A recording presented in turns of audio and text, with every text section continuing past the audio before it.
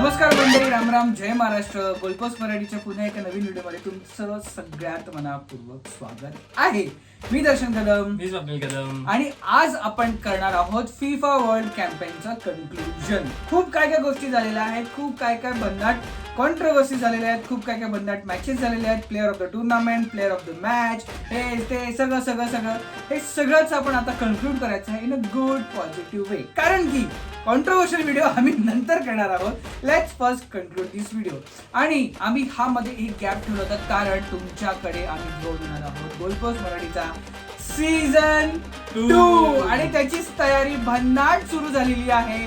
नवीन गोष्टी बघायला मिळणार आहेत, नवीन ॲटमॉस्फिअर बघायला मिळणार आहे, नवीन सेटअप बघायला मिळणार आहे आणि एकदम खूप प्रोफेशनली बी करणार आहोत आपण. स्वप्नील, व्हिडिओ चालू करायच्या आधी लेट्स ॲप्रिशिएट आवर ऑडियन्सेस, कारण की त्यांनी आपल्याला खूप सपोर्ट दिलेला आहे. सगळ्यात आधी सगळ्यांना खूप मनापासून थँक्यू, खूप मोठं थँक्यू की तुम्ही आमचे सगळे व्हिडिओज बघितलेत, आमचे सगळे सोशल मीडियावरचे रील्स बघितलेत आणि आम्हाला खूप प्रेम दिलं.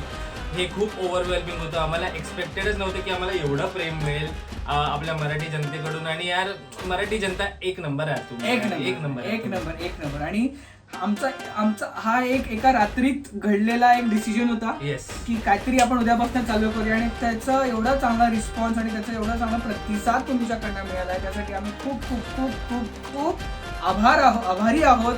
थँक्यू बोलायचं आम्हाला तुम्हाला. आणि त्याच्यासाठी आम्ही तुमच्यासाठी खूप चांगल्या काही गोष्टी अजून डिटेलमध्ये घेणार आहोत. एक्सपेरिमेंट झालं, आता let's have a professional approach. पण आधी कन्क्लुजन. फिफा वर्ल्ड कप संपलेला आहे स्वप्नील, आणि आज आहे तारीख 23 जुलै. तर किती दिवस झाले? म्हणजे 4 दिवस होऊन गेले फिफा संपून. थोडंसं लेट झालं, पण ठीक आहे. लेट आहे तर थेट आहे, असा प्रकार आहे आपला. लेट आहे तर थेट आहे. सुरुवात करूया या व्हिडिओला. मी दर्शन कदम, आणि हा आहे स्वप्नील बोलून झालेला आहे गोलपोस्ट मराठी, आपला फुटबॉल आपली भाषा.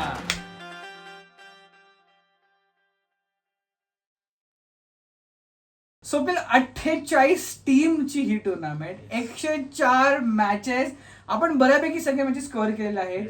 आपण आता बोलायचं आहे आपल्याला की what was your favourite thing in this entire tournament. यार, किती काय काय गोष्टी होत्या या वर्ल्ड कप मध्ये. हा वर्ल्ड कप बहुतेक तरी इतिहासातला one of the best world cup म्हणून जाणार आहे. सो बेस्ट अशा गोष्टी भरपूर येतात. म्हणजे नक्की काय काय बोलूया, तूच सांग मला. आता कुठल्या गोष्टीपासून सुरुवात करू, कुठली गोष्ट संपवूया? एक थिंग मला म्हणता येणार, पण मला एक गोष्ट तिथे आवर्जून बोलावं लागेल की ही वर्ल्ड कप आहे ना स्वप्नील, गोलकीपरची होती. हा, आपण वर्ल्ड कपच्या आय गेस आपण जेव्हापासून वर्ल्ड कपच्या व्हिडिओज बनवायला लागलो तेव्हापासूनच आपण बोलतो की हा वर्ल्ड कप हा गोलकीपर्सचा वर्ल्ड कप होता. म्हणजे वोझिनिया म्हणू नका, एमी मार्टिनेज म्हणू नका, नॉर्वेचा गोलकीपर म्हणू नका, स्पेनचा सायमन म्हणू नका, एकच गोल कन्सीड केलाय त्यांनी, तो म्हणू नका, इव्हन पोर्तुगलचा कोस्टा पण चांगला होता. सो हा वर्ल्ड कप हा गोलकीपर्सच्या नावाने ओळखला जाणारा वर्ल्ड कप होता यार.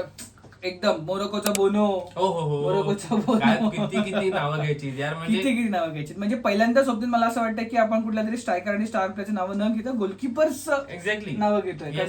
नक्की पूर्ण हे होतं. मग स्वप्नील, आता गोलकीपरचा विषय निघालाच आहे, तर मला सांग की अख्ख्या टुर्नामेंट मध्ये एक स्पेशल मोमेंट तुझ्यासाठी. स्पेशल मोमेंट अशा चांगल्या पद्धतीने आणि एक वाईट पद्धतीने अशा दोन्ही मोमेंट सांगेन मी. एक मोमेंट होती की ज्याच्यामध्ये ब्राझीलला नॉकआउट केलं रे नॉर्वेने. म्हणजे ती अनएक्सपेक्टेड मोमेंट होती सगळ्यांसाठी, म्हणजे फुटबॉल फॅन्ससाठी पण आणि जे न्यूट्रल्स होते त्यांच्यासाठी पण एक वेगळीच मोमेंट होती. अर्लिंग हालंडची टीम आली आणि ब्राझीलला घेऊन गेली, ती गेलीच, घरीच घेऊन गेली डायरेक्ट. सो त्याच्यामुळे ती एक मोमेंट होती. दुसरी मोमेंट जर असं बघायला गेलं तर कॅपे वर्डेचा प्रवास यार. म्हणजे ही टीम आउट ऑफ नोवेअर आली. 5.5 लाखाची पॉप्युलेशन असलेला देश, 5.5 लाखापेक्षा पण कमीच आहे बहुतेक तरी.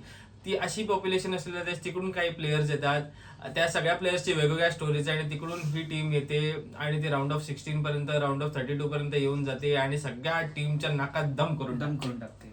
माझ्यासाठी स्वप्नील स्पेशल मोमेंट बोलायला गेलं तर माझी टीम एकच आहे, अर्जेंटिना. त्या दोघांचेही स्पेशल मोमेंट्स आहेत. पहिली त्यांची स्पेशल मोमेंट आहे त्यांचा इजिप्त बरोबरचा comeback, which was nerve bending. आणि दुसरी स्पेशल मोमेंट नाहीये बट आय कॅचिंग किंवा लक्ष वेधणारी मोमेंट आहे, जे अर्जेंटिनाने तमाशे घातले फायनल नंतर जी WWE झाली आहे, मॅच WWE झाली आहे.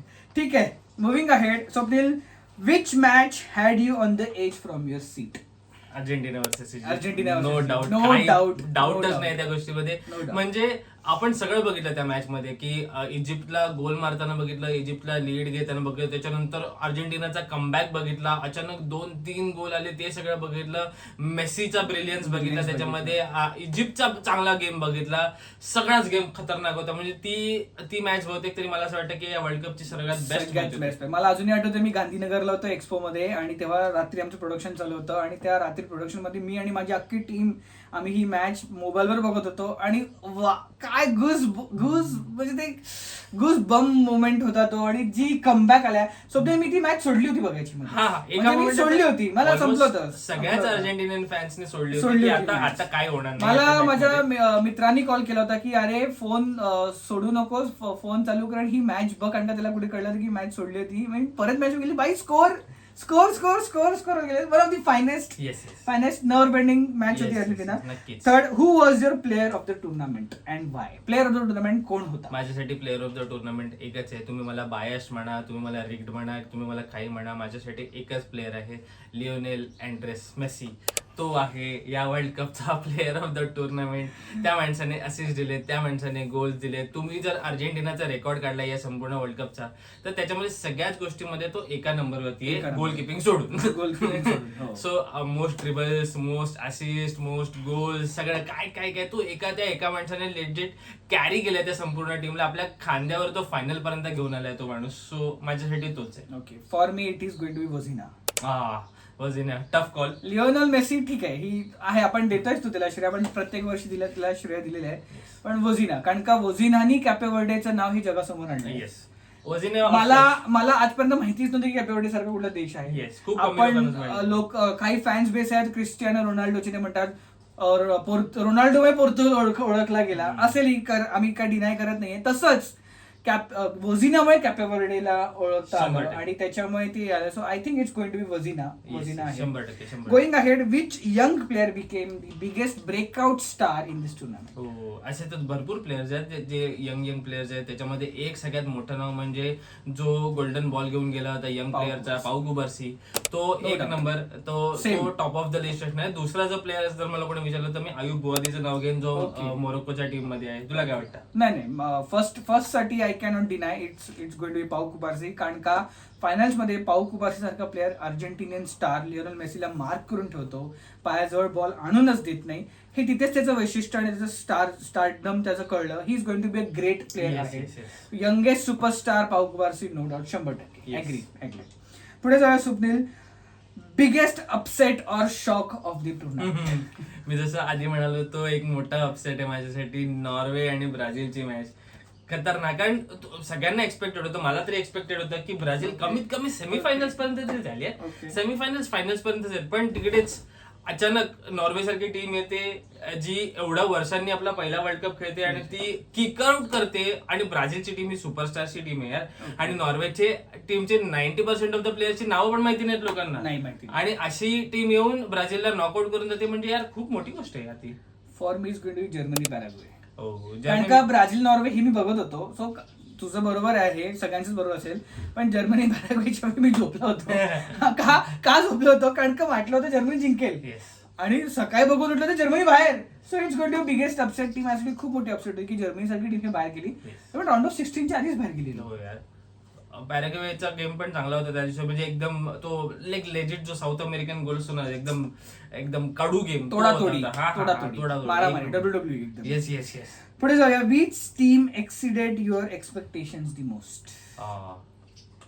याच्यामध्ये पण मी 2 टीमची नाव घेईन. सगळ्यांना असं वाटत असेल की आम्ही परत तीच नाव घेतो, पण या 2 टीम आहेत ना, या 2 टीम बाप खेळलेल्या आहेत. एक तर नॉर्वे आणि दुसरा कॅपे वर्डे. या दोन्ही पण टीमने एक्सपेक्टेशन एक्सीड केल्यात. म्हणजे मला कॅपे वर्डे वाटलं होतं की ही ग्रुप स्टेजेस मध्ये मरून जाईल आणि नॉर्वे फार तर फार राऊंड ऑफ 32 मध्ये वगैरे जाईल, पण ते लोक म्हणजे ऑलमोस्ट क्वार्टर फायनल्स पर्यंत येऊन पोहोचले. त्या लोकांनी ती इंग्लंडची मॅच पण काय झालं आपल्या सगळ्यांना माहितीये, गोल कसे झाले किंवा काय कॉन्स्पिरसी होती ते सगळ्यांना माहितीये. पण तरी सुद्धा नॉर्वेची टीम ही मी त्या मॅच नंतर एक्सपेक्ट करत होतो ब्राझीलच्या की ऍटलीस्ट फायनल पर्यंत जाईल म्हणून. Okay, first is Norway, second is Japan. जपानची टीम पण खतरनाक होती यार. पण जपानची टीम ही थोडीशी अनलकी टीम आहे, म्हणजे प्रत्येक वेळेला ते असं थोडंसंच राहतं असं येऊन जातं. ते न्यूझीलंड हा. आहे, फुटबॉलची न्यूझीलंड बोलू शकतो आपण. फुटबॉलची न्यूझीलंड टीम आहे ती. ठीक आहे, पुढे जाऊया आपण. या प्रश्नाचं उत्तर मला तुझ्याकडनं माहिती काय आहे, माझंही मला माहिती काय आहे, तुम्हाला माहिती असेल की या प्रश्नाचं उत्तर काय आहे. कुठली अशी टीम आहे जिने तुला निराश केलेलं आहे? या क्वेश्चनचं उत्तर मी दिलो तर मला भरपूर एक वेगळा फॅन बेस आहे, तो मला खूप शिव्या घालेल, पण तरी सुद्धा मी ते नाव घेईन, Portugal. I am No doubt. Sorry, पण या पूर्ण वर्ल्ड कप कॅम्पेन मध्ये जर कुठली एक टीम असेल जी खूप डिसअपॉइंटिंग होती ती आहे पोर्तुगल. त्यांच्याकडे सगळं होतं, त्यांच्याकडे चांगला एक आयकॉन होता रोनाल्डो सारखा, त्यांच्या सगळे जगातली सगळ्यात बेस्ट मिडफील्ड होती, त्यांच्याकडे कडक डिफेन्स होता, त्यांच्याकडे सगळं होतं, पण तरी सुद्धा ते लोक हा वर्ल्ड कप जिंकू शकले नाहीत किंवा ऍटलीस्ट सेमीफायनल पर्यंत पण येऊ शकले नाहीत. सो त्याच्यामुळे one of the most disappointing team ही पोर्तुगल होती. पोर्तुगल, अरे नो डाऊट क्रिस्टियानो रोनाल्डोची पोर्तुगल. कारण का तुम्ही जर क्रिस्टियानो रोनाल्डोला क्रेडिट देत असाल की त्याच्यामुळे पोर्तुगल आम्हाला कळली, येस, तर हरल्यावर पण त्यालाच क्रेडिट द्या की त्याच्यामुळे पोर्तुगल हरली. So no doubt Portugal, Cristiano Ronaldo. पुढे जाऊया आपण. What was the best goal of the tournament? मी कदाचित 2-3 गोल इकडे मेन्शन करेन. एक तर सगळ्यात पहिले तर जुलियन अल्वारेसचा जो गोल होता तो एक असा मस्त कर्व करून त्याने टाकला होता, थोडासा बॉक्सच्या थोडासा एज ऑफ द बॉक्सच्या इथून बाहेरून. तो एक खतरनाक वाला गोल होता. त्यानंतर जर नॉर्वे आणि इंग्लंडची मॅच बघितली असेल तुम्ही तर त्याच्यामध्ये शेल्डरूपने एक गोल मारला होता, तो पण असं क्रॉस नेटिंग मारला होता. कोणाला बिलिव्हच नव्हतं झालं की तो गोल आहे, जोपर्यंत त्याने सेलिब्रेट केलं. त्याच्यानंतर तोपर्यंत सगळ्यांना वाटतं की साईड नेटिंग केली होती म्हणून, तो एक गोल होता. आणि त्याच्यानंतर कॅपे वर्डेने अर्जेंटिना बरोबर एक गोल मारला होता बघ. तो पण असं एक कर्व करून त्याने मस्त पोझिशन घेऊन त्याने जो असा मारला होता तो पण खतरनाक गोल होता. तर हे 3 गोल माझ्यासाठी सगळ्यात बेस्ट गोल होते. सेम जुलियन अल्वारेस, कारण का जुलियन अल्वारेसचा गोल हा one of the concluding goal होता. येस, त्याच्यामुळे ती टीम पुढे गेलेली आहे. Correct, no doubt. बाकीचे पण फार उत्तम गोल्स झालेले आहेत, बरेच चांगले गोल झालेले आहेत. बट आम्ही बेस्ट गोल का म्हणतोय, नॉट अबाउट ती त्यांचं टॅक्टिक्स किंवा त्यांचं ड्रिबलिंग स्टाईल काय, हे बेस्ट गोल काय, कारण का ह्यांनी मॅचचं वळण चेंज केलं, डिसिजन्स चेंज झाले मॅचेसचे. सो ते एक आहे. आपण पुढे जाऊया आपण. Which tactical battle or manager impressed you the most? याच्यामध्ये एकच नाव मी घेईन, डेला फॉन्टे.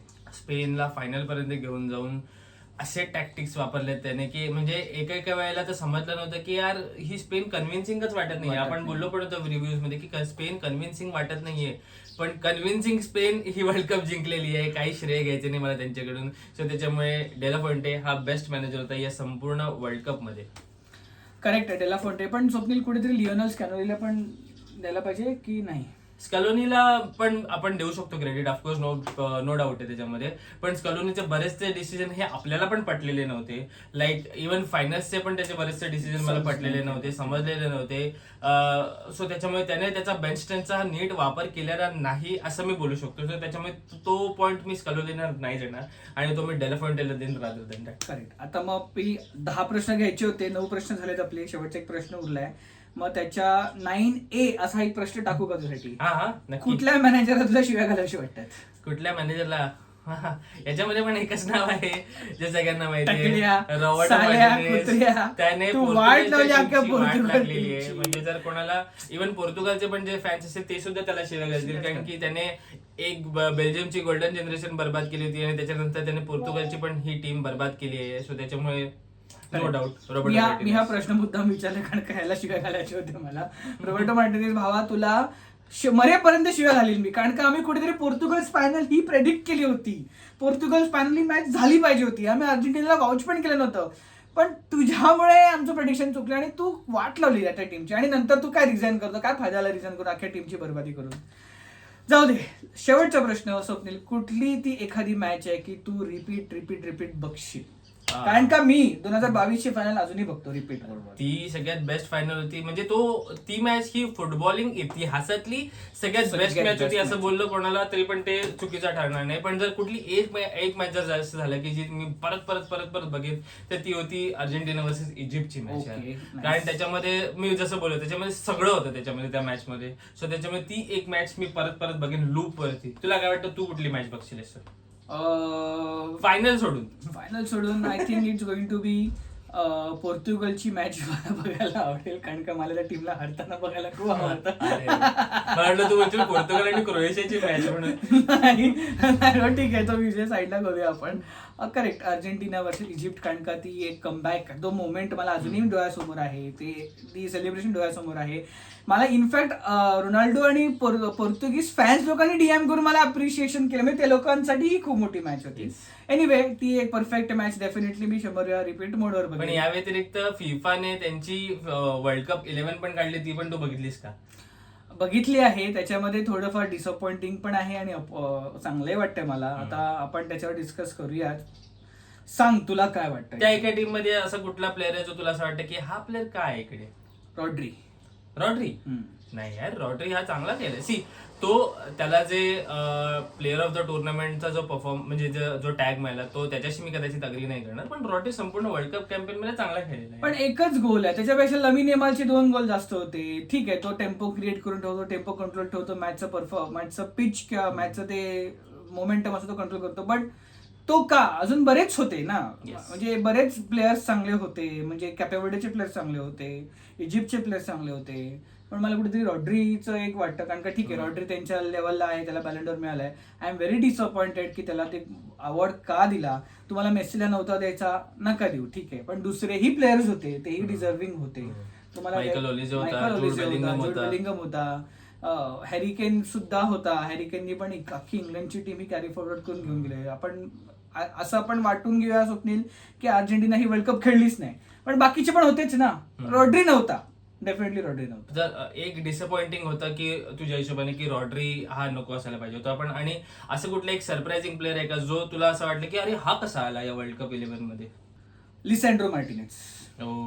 लिसँड्रो, हा ते पण आहे काय, कारण लिसँड्रो मार्टिनेज पण एक्सपेक्टेड नव्हतं बऱ्याच लोकांना, पण त्याचा जो वर्ल्ड कप गेलाय ना यार, तो एक नंबर वर्ल्ड कप गेला. मला पण असं वाटलं होतं की लिसँड्रो मार्टिनेजच्या जागी एमरिक लपोर्ट कदाचित येईल, पाउ कुबार्सी आणि लपोर्ट हे सेंटर बॅक्स असतील, पण लिसँड्रो मार्टिनेजला त्यांनी कन्सिडर केलंय, सो त्याच्यामुळे ते एक. आणि वरचे 5 जे आहेत ना ते इनएव्हिटेबल होते, ते एम्बाप्पे, हालंड आणि मेस्सी. त्यानंतर सेंट्रली आहे ओलिसे आणि फेरन टोरेसला जागा नाही करून देणार आहे. नाही, फेरन टोरेस नाही. वर्ल्ड कप विनर आहे तो, वर्ल्ड कप विनर. आता तर स्पेनचे असे पण प्लेअर वर्ल्ड कप विनर आहेत ज्यांनी स्पेनच्या टीम मध्ये काही कॉन्ट्रीब्यूट पण केले नसतं, त्याच्यामुळे आपण ते नको बोलूया. पण भाई यांनी गोल मारलाय, ठीक आहे, तरी सुद्धा फेरन टोरेस नाही यार, तो वर्ल्ड कप 11 मध्ये तर नेहमी नाही. कुठेतरी चेल्सीचा फॅन जागा होतोय का? नाही, फेरन टोरेस नाही. आमचा बारसा प्लेअर आहे रे तो. असू दे तुमचा बारसा प्लेअर, काही फरक पडतो, तो बारसा पण सोडून जातोय आता.